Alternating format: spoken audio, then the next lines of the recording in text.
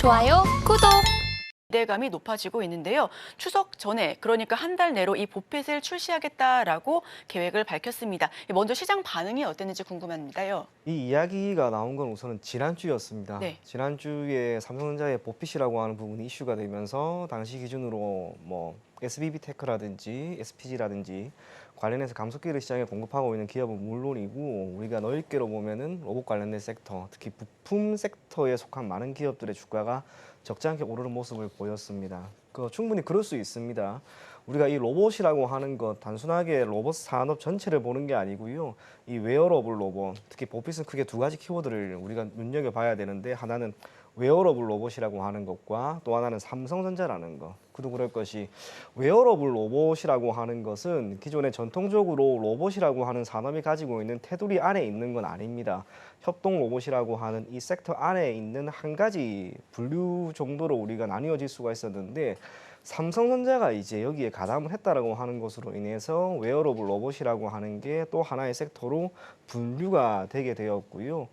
삼성전자가 이 보핏을 출시하는 것, 즉 웨어러블 로봇을 시장에 공급한다라고 하는 것도 우리가 충분히 생각해 볼 만한 것은 웨어러블 로봇은 우리가 사실상 착용을 하는 거죠. 협동 로봇이라든지 전통적인 산업용 로봇과 다릅니다. 그런데 이렇게 착용을 한다라고 하는 것은 재화가 가지고 있는 성격의 변화를 의미합니다. 예를 들어서 삼성전자가 지금의 삼성전자를 만들 수 있었던 근본적인 제품이 있었다면 역시나 휴대폰인데 아주 예전의 경우에는 휴대폰이라고 하는 것은 말 그대로 돈이 많으신 분들, 회장님, 사장님 그런 분들이 썼지만 지금은 전 대중이 다 쓰는 거죠. 재화의 성격상으로 사치재라고 하는 것이 필수 소비재 영역으로 들어오게 되면서 폭발적인 수요와 함께 이를 기반으로 한 실적이 창출되는 것이라고 보시면 좋을 것 같습니다. 지금 삼성전자는 저는 개인적으로 거기에 초점을 맞추고 있는 게 아닌가 그리 생각을 합니다. 물론 웨어러블 로봇이라고 하는 것 자체가 가격 자체는 여전히 비싸다 할지라도 시간이 지나고 제품에 대한 공급 물량이 계속해서 늘어난다면 가격은 우리가 현실적으로 직접 모든 일반인들이 구매할 수 있는 수준까지도 떨어지지 않을까. 그러면 그때까지는 삼성전자는 아마도 이 웨어러블 로봇 시장에 계속해서 투자를 해 나갈 것이고 보핏의 출시는 그 시작일 뿐이다. 그러한 관점으로 우리가 접근하면 좋을 것 같습니다. 네, 보핏 같은 경우는 웨어러블 그리고 삼성전자 이 두 가지 키워드를 기억해주면 좋겠다라는 의견을 주셨습니다. 특히나 이 관련주로 언급되는 해상 로보틱스 그리고 이렌시스도 상승 흐름을 같이 타는 모습을 보여줬는데요. 보핏 출시 기대감에 로봇 섹터도 함께 다시 한번 날아오를 수 있을까에 대한 기대감 역시 함께하고 있습니다. 이 부분에 대해서는 어떻게 보실까요? 고민을 참 많이 했는데요. 네. 단기적으로는 주가를 움직일 수 있다. 하지만 중기나 장기적으로는 아직은 조금 더 지켜볼 필요가 있다. 그런 이야기를 전해드리고 싶습니다. 사실 제가 오늘의 일면 처음으로 로봇을 선정을 한 이유가 로봇은 지금 시점에서 유통기간이 있습니다. 단순하게 로봇 산업은 앞으로 성장을 할 것이다라고 하는 것은 우리 모두가 다 알고는 있으나 시장은 이러한 기대감을 어느 정도 선까지는 허용을 해줍니다만 마지노선이라고 하는 게 있습니다. 그게 개인적으로 저는 3분기가 될 거라고 봅니다. 물론 그 시점에 맞추어서 삼성전자의 보핏이라고 하는 부분이 이슈가 조금 다이게 되면서 관련된 기업들의 주가를 오르게 만들긴 하였으나 근본적인 해결책은 결국 되지 못합니다. 그도 그럴 것이 지금 우리의 이 로봇 산업이라고 하는 것은 많은 기업들이 실적의 측면에서 지금 좋지가 않은 거죠. 모든 기업은 결국에는 실적이 나와야 합니다. 최근에 제약바이오 같은 경우에도 알테오젠이라든지 리가켄 바이오처럼 실적이 나오는 기업들은 잘 가는데 단순하게 파이프라인만 좋다라고 하는 그 이유만으로는 결코 주가는 계속해서 올릴 수 없다라고 보여지고요. 로봇 섹터에 있는 많은 기업들, 특히나 완제품을 시장에 공급하고 있는 두산 로보틱스, 뉴로메카, 레인보우 로보틱스 여전히 실적이 안 나옵니다. 물론 그 기대감은 여전히 남아있기 때문에 우리가 3분기 정도까지는 봐도 좋다라고 할지라도 말 그대로 3분기가 마지노선이다라고 하는 것을 감안한다면 이제 얼마 남지 않은 시간 동안 이 보핏이라고 하는 한 가지 이슈만으로 과연 로봇 산업 전반적으로 다 훈풍이 이어질지는 우리가 조금은 더 생각해 볼 필요가 있지 않을까. 그래서 이슈에 따라서 관련된 섹터가 한 번 정도 관심은 받았을지라도 이것만으로 로봇 산업 그리고 로봇 섹터 전반적인 훈풍을 견인하는 것은 저는 꽤나 어렵다. 그런 이야기 전해드리도록 하겠습니다. 네, 단기적으로는 오케이, 중장기적으로는 글쎄 하는 의견을 주셨습니다. 그래도 다시 한번 상승 랠리를 보여주기 위해서는 어떤 요건들이 좀 충족되어야 하는지가 궁금한데요. 실적일까요? 네, 실적이 우선은 나와야 하고요. 그 이전에 우리가 로봇이라고 하는 이 산업이 가지고 있는 현재 시점에서의 현황을 우리가 조금 볼 필요가 있습니다. 제가 PPT 자료 하나 몇 가지 준비를 했는데 3페이지부터 한번 쭉 보면 좋을 것 같습니다. PPT 같은 경우에는 제가 유진투자증권, 참고로 유진투자증권 같은 경우에는 일주일에 한 번씩 로봇 관련한 위클리 데이터를 쭉 올려주고 있는데요. 여러분들이 그거를 보면은 조금 더 좋지 않을까 그리 보여집니다. 현재 로봇 같은 경우에는 크게 세 가지 면이 개선이 되어야 합니다. 첫 번째로는 밸류 체인입니다. 우리가 알고 있는 이러한 밸류 체인이라고 하는 것은 로봇은 결국에는 자동차와 매우 흡사하는 과정 그리고 유사한 면을 보이고 있는데 밸류 체인 기준으로 가장 상단에 있는 전방 기업들은 역시나 두산 로보틱스, 레인보우 로보틱스, 뉴로메카입니다. 1차적으로 이들이 완제품을 시장에 공급을 하고 있고요. 그 아래에 핵심적인 부품이라고 할 수 있는 감속기를 시장에 공급하고 있는 SPG나 SPB 테크와 같은 기업들이 있습니다. 그러한 상황에서 국내 기준으로는 여전히 국산 제품에 대한 조달 비율이 올라가야 합니다. 참고로 로봇 관련해서 세계 시장에서 선두 기업이라고 할 수 있는 그리고 그런 국가라고 할 수 있는 덴마크, 일본, 독일, 미국 같은 경우에는 여전히 자체적으로 국산에 대한 혹은 국내 부품 조달 비율은 90에서 95%, 일본 같은 경우에는 지금 97%까지도 올라가고 있는 그런 상황인데 우리나라 같은 경우에는 아쉽게 70% 정도밖에 안 됩니다. 반면 우리의 경쟁국이라고 할 수 있는 중국 같은 경우에도 2015년부터 시작을 해서 로봇 산업을 계속해서 투자할 것이다. 그리고 이걸 확장할 것이다라고 하는 그 모든 기대감에 따라서 자체적인 부품 조달 비율도 70%가 넘어갑니다. 아쉽게 우리나라가 지금 제일 낮은 수준입니다. 그러한 상황에서 핵심 부품이라고 할 수 있는 그 감속기 같은 경우에는 사실상 더 어려운 상황입니다. 로봇이라고 하는 것은 크게 두 가지로 나뉘어집니다. 매우 큰 우리가 쉽게 접할 수 있는 전통적인 산업용 로봇이 있고요. 최근에 두산 로보틱스를 기반으로 하고 있는 이 협동 로봇이라고 하는 게 있는데 이 협동 로봇에 들어가는 감속기는 철저하게 하모닉 드라이브라고 하는 것으로 우리가 볼 수가 있습니다. 여기서 말하는 하모닉 드라이브라고 하는 것은 상대적으로 규모 자체는 작다 하더라도 그 제품이 가지고 있는 정밀도가 높다라고 하는 장점이 있는데 이 기술력이 아직까지는 매우 부족합니다. 일본산 제품 하모닉 드라이브 같은 경우에는 사실상 기어 자체가 가지고 있는 어려움 중에 하나인 백러시라고 하는 현상인데요. 약간 끊기는 것을 말합니다. 여기에 대한 부분을 거의 완벽하게 해소를 했는데 우리나라에 있는 기업들 같은 경우에는 아직은 이 부분이 해소를 하지를 못했습니다. 또한 기술력에 있어서는 여전히 일본산 제품에 비해서 조금은 뒤지는 상황이나 가격 경쟁력에 있어서는 중국산 제품에 대해서는 여전히 부족한 거죠. 결국 그 사이 어딘가에 있습니다. 그러면 감속기를 시장에 공급하기 위해서 또는 시장에서의 점유율을 올리기 위해서 앞으로 가야 할 길은 매우 자명합니다. 기술력입니다. 기술력을 개선시키고 여기에 따른 투자가 계속해서 이어져야 하는데 투자가 계속해서 이어질 만한 그런 재무적인 상황이 못 됩니다. 그리고 그럴 것이 제가 계속해서 커버를 하고는 있긴 있습니다만 올해 2분기 실적이 나오기 전까지만 하더라도 우리나라에 있는 로봇 관련된 기업들이 흑자를 내는 기업은 거의 없었다고 보시면 됩니다. 이 자료 한번 보시게 되면 네. 지금 아래에 로보티지 같은 경우에는 3년 만에 분기 흑자를 기록했다라고 하는 이야기가 나왔고요. 레인보우 로보틱스는 여전히 영업 적자를 계속해서 이어나가고 있죠. SPG 앞서 이야기한 감속기입니다.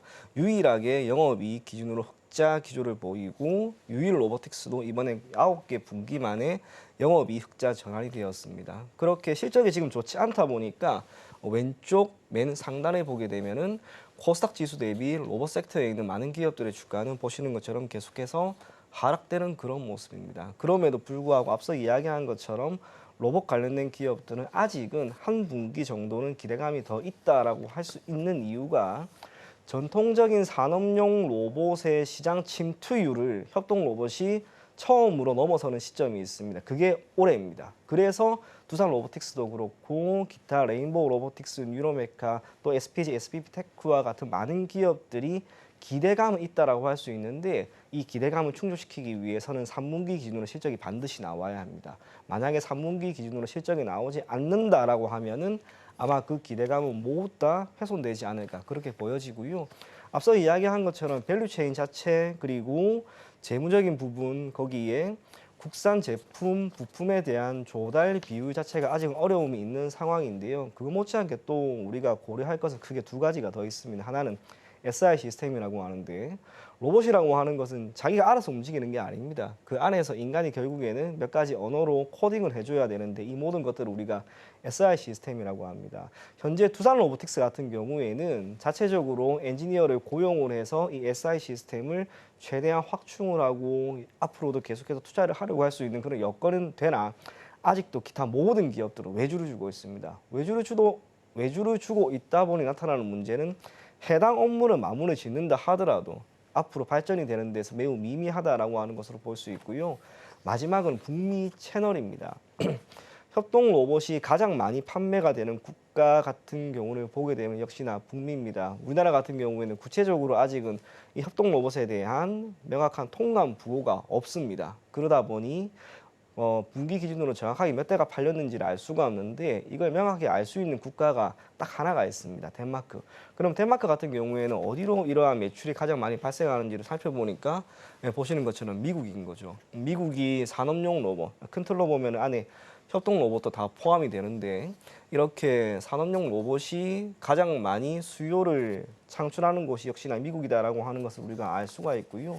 미국 같은 경우에는 협동 로봇을 가장 많이 이용하는 이유는 인간이 할 수 없는 많은 부분들, 예를 들어서 뭐 화재가 났을 때 또는 우리가 얼마 전처럼 뭐 위험한 일이 있을 때 대신해서 해주는 게 협동 로봇의 진짜 역할입니다. 그것이 우리나라 같은 경우에는 조금은 F&B 시장이라든지 또 기타 웨어러블 쪽으로 이제 확장이 되려고 하고는 있습니다만 핵심이 될 만한 주된 수요처가 원하는 제품은 아직은 아니지 않을까. 그래서 실질적으로 특정 분기 기준으로 수익이 또 실적이 바로 개선이 되는 것은 어려운 면이 있을 것이다라고 보여집니다. 그래서 지금 두산 로보틱스 같은 경우에도 북미 채널을 계속해서 확보하는 이유, 그리고 얼마 전에 두산그룹의 지배 구조를 개편을 하면서 두산 밥캣과 시너지를 내려고 하는 것도 바로 여기에 있습니다. 어떻게든 북미 쪽에서 두산 로보틱스가 조금이라도 더욱 많은 판매를 활성화시킬 수 있는 그 틀을 마련해 보자라고 하는 것. 앞서 이야기한 것처럼 미국이라고 하는 국가를 기반으로 하고 있는 북미양 매출이 로봇 산업에 있어서는 가장 타겟이 되는 지역이기 때문에 어떻게든 이곳에서 수익을 내려고 하는 게 아닌가 그리 보여집니다. 결국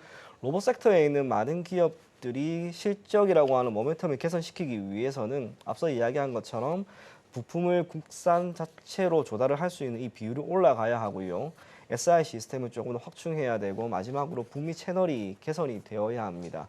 이 시점이 언제가 될지는 아무도 모릅니다만 적어도 2분기까지의 흐름을 보았을 때 우리가 당장 3분기에 턴을 할 것이다라고 하는 것은 조금 어려운 면이 있을 것이다라고 생각을 하시면 좋을 것 같습니다.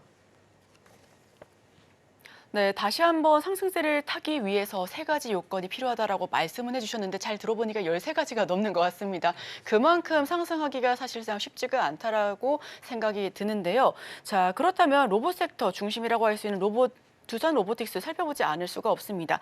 2분기 실적 자체는 좀 실망스러웠지만 3분기부터는 조금 더 개선할 여지가 있다라고 보시는 분들이 많아 보이고요.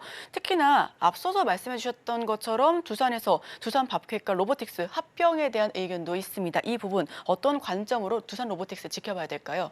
제 개인적인 생각입니다. 지금 두산 로보틱스는 우선은 쉽지 않을 것이다.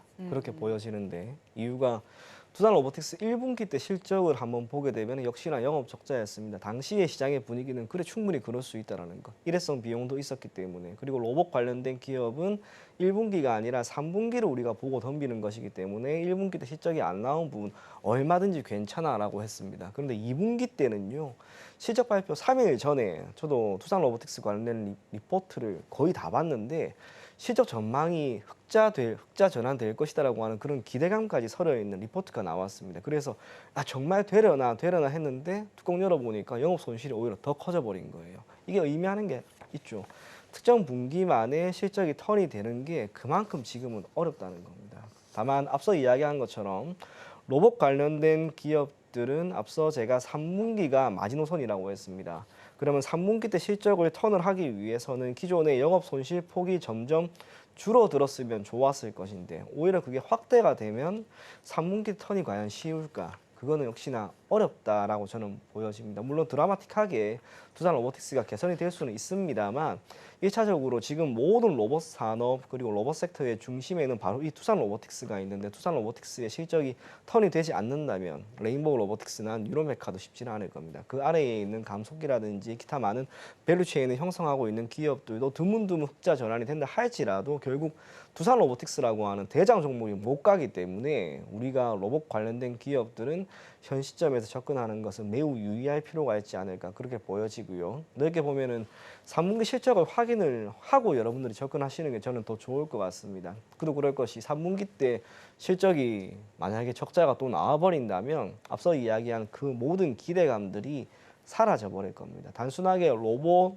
미래 성장성 좋아. 협동 로봇 시장 더욱 커질 것이고 감속기 앞으로 우리나라에서 자체적으로 생산을 하고 부품 조달 비율도 올라갈 것이야. 그 모든 것이 다 좋다 하더라도 실적이 안 나오면 시장은 냉정하게 내칩니다. 지금도 그렇습니다. 그래서 관련된 기업들을 보유하고 계신 분들은 막연히 가지고 계시지는 마시고요.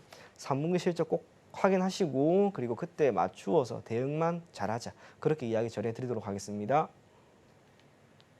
네, 3분기 실적이 로봇 섹터에 대해서는 분수령 그리고 변곡점이 될 것으로 보여집니다. 딱 한 개 분기 남았는데요. 지난주 레인보우 로보틱스가 현대 로템과 함께 대테러 로봇 시제품을 육군에 납품하기로 했다라는 소식을 전해왔습니다. 이 부분은 저희가 좀 어떻게 기대감 가지고 읽어봐도 될까요? 협동 로봇이 계속해서 이제 또 다른 방식으로 이제 변화를 하고 있는 그런 것이다라고 생각하시면 좋을 것 같은데요. 다르게 표현하면은 계속해서 새로운 먹거리를 지금 찾고 있는 거라고 봐야 합니다. 우선은 레인보우 로보틱스와 현대로템 사실상 군사용 로봇입니다. 이게 최근에 관련된 기업 같은 경우에는 LRG 넥스원이라고 하는 기업이 고스트 로보틱스를 인수하는 것과 다르지 않습니다. 한편으로 지금 올해 같은 경우에는 방산 기업들의 주가 흐름이 좋고 실적이 좋죠. 그러한 상황에서 많은 방산 기업들은 계속해서 조금 더 나은 제품을 시장에 공급하기 위한 움직임을 좋아요, 구독!